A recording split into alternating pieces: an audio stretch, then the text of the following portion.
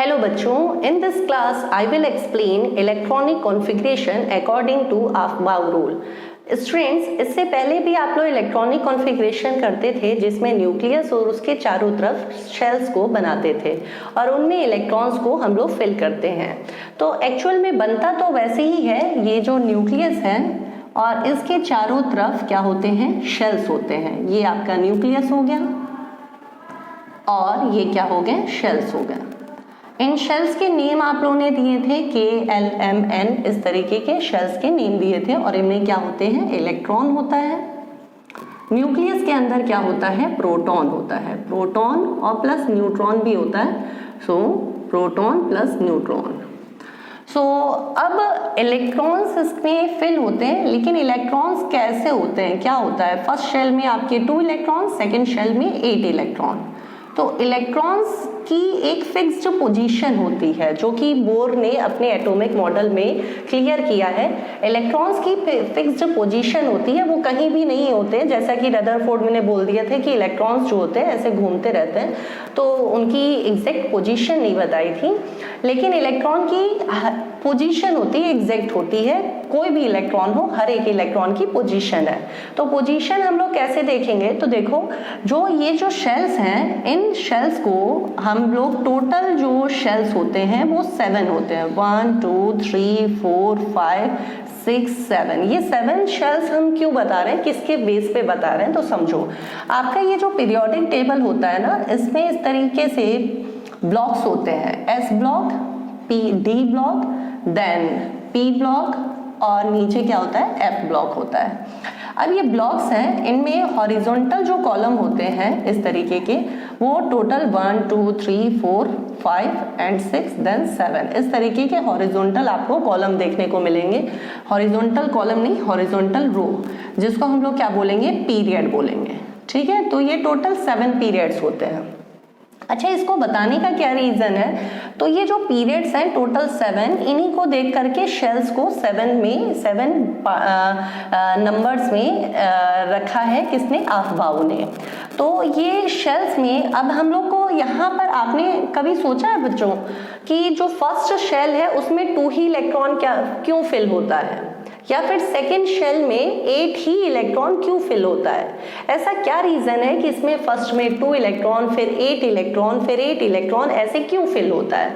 तो देखो रीजन समझो। जो ये शेल्स हैं वो पीरियोडिक टेबल के ये 7 हॉरिजॉन्टल रो से लिए गए हैं, जो कि पीरियड्स हैं, 7 पीरियड्स हैं। और फर्स्ट पीरियड में 2 एलिमेंट होते हैं, इसीलिए फर्स्ट शेल में 2 इलेक्ट्रॉन फिल होते हैं। ठीक है, और ये फर्स्ट पीरियड में 2 इलेक्ट्रॉन फिल होते हैं। सेकेंड पीरियड में टोटल 8 एलिमेंट होते हैं, इसीलिए सेकेंड पीरियड में 8 इलेक्ट्रॉन फिल होते हैं। सेम एज थर्ड पीरियड में भी 8 एलिमेंट होते हैं, ये इस तरीके से आप काउंट करके देख लेना, इसीलिए इसमें 8 इलेक्ट्रॉन फिल होंगे। फोर्थ जो शेल है उसमें 18 और सेम एज फिफ्थ में भी 18, सिक्स्थ में F ब्लॉक मिला करके 32 और सेवेंथ में भी F ब्लॉक मिला करके, ध्यान से समझना, F ब्लॉक मिला करके 32। इसीलिए इलेक्ट्रॉन्स जब हम लोग फिल करते हैं तो फर्स्ट शेल में 2, फिर 8, फिर 18, फिर 18, फिर 32, फिर 32। अच्छा, इन शेल्स को, जिसको हम लोगों ने नेम दिया था, क्या दिया था, KLMN, इस तरीके का नेम दिया था। सो ये जो है शेल्स, इनके अंदर भी क्या होते हैं, सब शेल्स होते हैं। सब शेल बेसिकली 4 टाइप के होते हैं। तो ये जो सब शेल्स हैं वो S होता है, P होता है, D होता है, F होता है, क्योंकि ये आपके ब्लॉक्स हैं, इन्हीं के बेस पे इनको सब शेल्स को डिवाइड किया गया है। पहले S सब शेल में मैक्सिमम 2 इलेक्ट्रॉन फिल हो सकते हैं। क्यों फिल हो सकते हैं, क्योंकि S सब शेल का जो बॉक्स बनता है वो 1 बॉक्स बनता है और एक बॉक्स में 2 इलेक्ट्रॉन होते हैं, क्लॉकवाइज और एंटी क्लॉकवाइज। समझ लो ध्यान से, S सब शेल जो है उसमें 2 इलेक्ट्रॉन फिल होते हैं, और क्योंकि एक बॉक्स होता है, एक बॉक्स में 2 इलेक्ट्रॉन, और ये जो बॉक्स है ना, इसको बोलते हैं ऑर्बिटल। क्या बोलते हैं, ऑर्बिटल। बात समझ लेना। फिर P जो सब शेल है, इसमें 6 इलेक्ट्रॉन फिल होते हैं। 6 मींस बॉक्स कितने होंगे, इसमें 3 बॉक्स होंगे और हर एक बॉक्स में 2 इलेक्ट्रॉन फिल होंगे, इस तरीके से। समझ रहे हो। इसी तरीके से डी जो सब शेल है उसमें 10 इलेक्ट्रॉन फिल होते हैं, तो 10 का ठीक आधा 5 हुआ, तो 5 बॉक्सेस होंगे और हर एक बॉक्स में 2 इलेक्ट्रॉन होंगे। तो 2 इलेक्ट्रॉन वो भी हम लोग ऐसे डायरेक्ट नहीं फिल करते, एक एक करके सब में फिल करते हैं, जो कि आपको आगे हुन रूल से समझ में आएगा। एफ सब शेल जो है उसमें टोटल 14 इलेक्ट्रॉन फिल होते हैं। 14 ये सब क्यों फिल हुआ है, तो देखो रीजन समझो। जो सब शेल है ना, एस ब्लॉक एलिमेंट में टोटल जो है 2 कॉलम होंगे। देखो आपने देखा होगा ना अपने पीरियोडिक टेबल में एस जो ब्लॉक है उसमें केवल 2 कॉलम है इस तरीके से, इसीलिए इसमें 2 इलेक्ट्रॉन फिल होते हैं। पी ब्लॉक में यहाँ पर टोटल 6 कॉलम है, 6 लाइंस है, आपने देखी होगी, इसीलिए इसमें 6 इलेक्ट्रॉन फिल होते हैं और इस इलेक्ट्रॉन को ऐसे बॉक्स में डाला जाता है। 3 बॉक्स बनाए जाते हैं, हर एक बॉक्स में 2 इलेक्ट्रॉन। डी ब्लॉक में टोटल यहाँ पर 10 कॉलम होंगे, ऐसे काउंट करोगे 1 2 3 4 ऐसे करके 10 कॉलम होंगे, इसीलिए इसमें 10 इलेक्ट्रॉन जाते हैं और ये ऐसे बॉक्स बनते हैं। एफ ब्लॉक में 14 इलेक्ट्रॉन्स फिल होते हैं, क्योंकि ये जो एफ ब्लॉक है इसके 14 कॉलम होते हैं इस तरीके से, और इस 14 कॉलम को अगर बॉक्स में रिप्रेजेंट करें तो इस तरीके के 7 बॉक्स होंगे, 1 2 3 4 5 6 एंड 7। हर एक बॉक्स में 2 इलेक्ट्रॉन, तो 1 2 3 4 5 6 7 8 9 10 11 12 13 एंड देन 14। ठीक है, तो 2 2 4 2 3 6 2 4 8 2 5 10 2 6 12 2 7 14, तो 14 इलेक्ट्रॉन्स होते हैं। ठीक है, तो अब इनको बताने का क्या लॉजिक था, क्योंकि हम कह रहे हैं कि शेल्स के अंदर सब शेल होते हैं, तो जो फर्स्ट शेल है, ये जो फर्स्ट शेल है इसमें केवल एक सब शेल होता है, वो भी होता है एस। सेकेंड सब ये जो शेल है इसके अंदर 2 सब शेल होते हैं, एस एंड पी। ओके, इसी तरीके से बाकी भी जो शेल्स होते हैं उनके अंदर सब शेल होते हैं, एस ये पी, फिर उसके बाद एस पी डी, इस तरीके से आपके सब शेल्स होते हैं। ठीक है, S P D and then S P D F, then S P D F. Okay, इस तरीके के सब शेल्स होते हैं। हर एक शेल के अंदर जो होता है सब शेल होता है। जैसे मान लो आपका एक बड़ा सा मकान है और उस मकान में क्या है, रूम है, तो ये जो हाउस है ना, ये हाउस नंबर 1, उसमें केवल एक रूम है, एस सब शेल। ठीक है, और एस सब शेल में बेड कितने हैं, तो सिंगल बेड है, देखिए, जिसपे 2 पीपल रहते हैं। ठीक है, तो हम लोग या फिर कह सकते हैं सिंगल चेयर है जिसपे 2 लोग बैठ सकते हैं।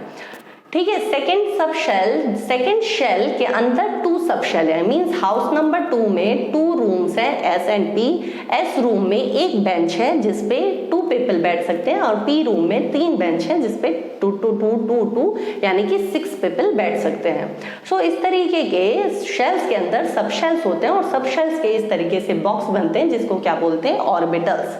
ठीक है, हर एक ऑर्बिटल को, इंडिविजुअल ऑर्बिटल को अगर देखा जाए, जैसे कि इसको देखा जाए, ये पी का बॉक्स है, तो इसको P X, P Y, P Z ऐसे नेम दिया जाएगा। ठीक है, अब ये जो एक्स वाई जेड है ना, इनको अगर इंडिविजुअली बोला जाए तो इन्हें बोला जाएगा सब ऑर्बिटल। क्या बोला जाएगा, सब ऑर्बिटल। तो ये तो आपको समझ में आ गया होगा। अब आते हैं अफबाउ के अकॉर्डिंग इलेक्ट्रॉन्स को हम सब शेल में कैसे डालेंगे। ठीक है, तो चलिए देखिए, अफबाउ रूल के अकॉर्डिंग, तो यहाँ पर हम पहले रूल मेंशन कर दें, अफबाउ रूल। ठीक है, अफबाउ प्रिंसिपल। ओके, इस रूल के अकॉर्डिंग हमें इलेक्ट्रॉन्स को फिल करना है। तो इन्होंने कुछ ऐसे एक हम लोग कह सकते हैं कि एक फ्लो चार्ट जैसा फ्रेम तैयार किया, जिसकी हेल्प से हम लोग इलेक्ट्रॉनिक कॉन्फ़िगरेशन कर सकते हैं। तो देखिए 1 2 3 4 5 6 7। ठीक है, तो ये जो 1 है ना, 1 में आपको पता है कि 1 में केवल S होगा, 2 में 2S भी होगा और 2P भी होगा, 3 में 3S भी होगा, 3P भी होगा और 3D भी होगा। अभी हम ये बताएंगे कैसे फिल होंगे, लिखना तो आपको पूरा है। 4 में S भी होगा, 4P भी होगा, 4D भी होगा, 4F भी होगा, 5 में S, 5P, 5D, 5F, 6S, 6P, 6D, 6D तक होगा, इसमें 7S, 7P। अब देखो इलेक्ट्रॉन कैसे जाएंगे।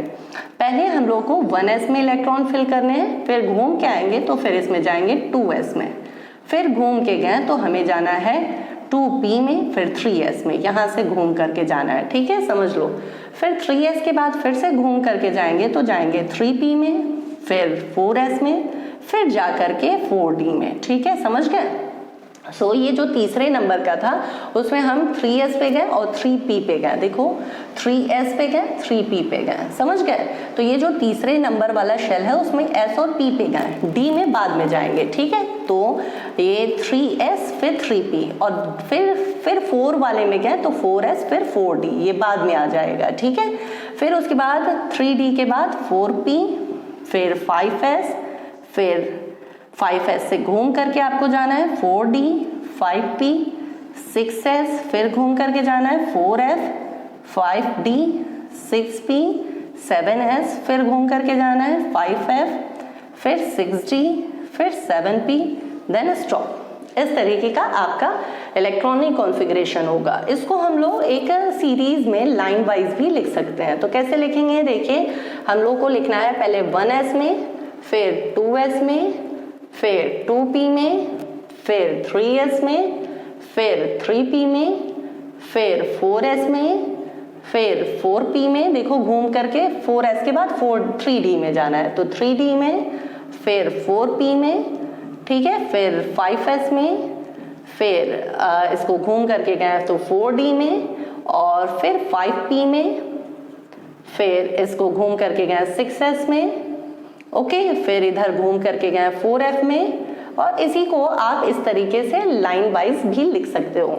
इनमें इलेक्ट्रॉन्स फिल करेंगे तो 1s पे जो भी इलेक्ट्रॉन होंगे, s में 2 इलेक्ट्रॉन जाएंगे ना, तो 1s पे 2 इलेक्ट्रॉन ऐसे फिल करना है। 2s, s सब शेल में 2 ही इलेक्ट्रॉन डालने हैं तो 2 इलेक्ट्रॉन, p सब शेल में 6 इलेक्ट्रॉन तो 6 इलेक्ट्रॉन ऐसे फिल होना है, ठीक है। सो इसको नोट कर लीजिए। तो फिर हम एक इलेक्ट्रॉनिक कॉन्फ़िगरेशन आपको बताएंगे स्टूडेंट्स, तो नोट कर लीजिए।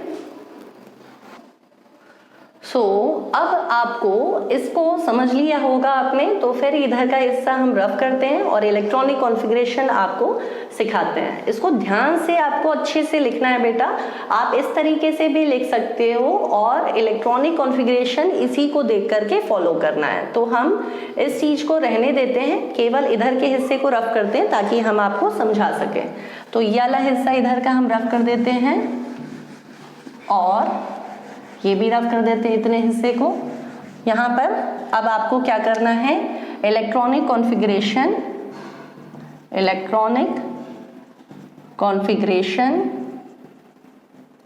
ओके। सो इलेक्ट्रॉनिक कॉन्फ़िगरेशन करने के लिए हमने सोडियम एलिमेंट एटॉमिक नंबर 11, ठीक है, और हम ले लेते हैं nickel Ni atomic number 28, okay, फिर फॉस्फोरस एटॉमिक नंबर 15 ले लेते हैं एग्जाम्पल के लिए, और एक और आपका एलिमेंट ले लेते हैं जैसे कि कैल्शियम एटॉमिक नंबर 20 और स्कैंडियम एटॉमिक नंबर 21, ओके। तो ये 4 एग्जाम्पल हैं। चलो देखो, sodium atomic number 11 electronic configuration पहले 1s में आपको इलेक्ट्रॉन फिल करने हैं 2, फिर 2s में s के ऊपर इलेक्ट्रॉन फिल करने हैं 2, फिर 2p में इलेक्ट्रॉन फिल करने हैं 6। देखो सोडियम के पास 11 थे, 2, 2, 4 और 6, 10, एक इलेक्ट्रॉन बचा है तो वो किस में जाएगा, 3, क्योंकि 2p के बाद 3s आएगा, चाहे यहां से देखो 2p के बाद 3s आएगा, समझ रहे हो बेटा। तो 3s में कितने इलेक्ट्रॉन इसके पास बचे हैं, 1, क्लियर। एक इलेक्ट्रॉन बचा था इसलिए एक ही डाला, ठीक है। s में मैक्सिमम 2 इलेक्ट्रॉन जाते हैं लेकिन इसके पास एक ही इलेक्ट्रॉन बचा है इसलिए इसने एक इलेक्ट्रॉन फिल किया है। सो s सब शेल जो है वो बॉक्स में केवल एक ही इलेक्ट्रॉन होगा, एक नहीं है, इसलिए ये इनकम्प्लीटली फिल्ड है, ओके। और इसमें लास्ट जो हायर शेल नंबर है, हायर शेल नंबर समझते हो, 1, 2 और ये 3, हायर शेल नंबर इसका क्या है, 3 है। सो ये 3 है इसलिए इट्स मीन कि इसका पीरियड नंबर क्या है, 3 है, यानी कि पीरियोडिक टेबल में ये तीसरे नंबर के हॉरिजॉन्टल रो में मिलेगा। और इसका ये इलेक्ट्रॉन लास्ट इलेक्ट्रॉन आपका enter in s subshell. Okay, so it's mean कि इसका जो ब्लॉक है वो कौन सा है, एस ब्लॉक है। तो ये सारी जानकारी आपको इससे मिल सकती है।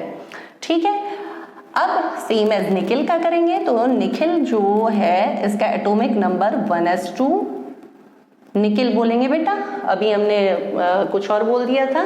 तो निकिल का 1s2, 2s2, 2p6, 3s2, ध्यान से देखो 3s2 के बाद 3p6, फिर 4s, 3p के बाद 4s2, फिर अब पहले चेक कर लो इसके पास बचे हैं या नहीं बचे हैं, आगे हम लोग लिखते जा रहे हैं। तो 2 to 4, 6 10, 2 12, 6 18, 2 20, अब 8 इलेक्ट्रॉन बचे हैं। तो फिर अब 4s के बाद घूम करके जाना है 3d में। तो 3d में कितने बचे हैं, 8 इलेक्ट्रॉन फिल कर दिए हैं। तो ये है निकिल का इलेक्ट्रॉनिक कॉन्फ़िगरेशन। अब अगर हम कहें कि इसका पीरियड नंबर बताओ, तो अभी हमने सिखाया कि पीरियड के वो बताने के लिए हायर शेल नंबर बताते हैं। सो हायर शेल नंबर यहाँ पर देखो, ये 1 2 3, ये भी 3, बीच में 4, तो हायर शेल 4 है, इट्स मीन पीरियड नंबर 4। लेकिन अगर ब्लॉक बताना होगा आपको, तो ब्लॉक इसका कौन सा होगा, लास्ट इलेक्ट्रॉन जिसमें एंटर होगा वो उसका ब्लॉक होगा। तो लास्ट इलेक्ट्रॉन आपने किस में डाला है, डी सबशेल में डाला है, इट्स मीन ये डी ब्लॉक का एलिमेंट है। आगे बात समझ में? सो कर सकते हैं आप लोग। फास्फोरस के केस में देखो 1s2, 2s2, 2p6, 3s2 and 3p3। Okay, phosphorus के देखिए टोटल यहाँ पर 10 और 2 12, 3 15।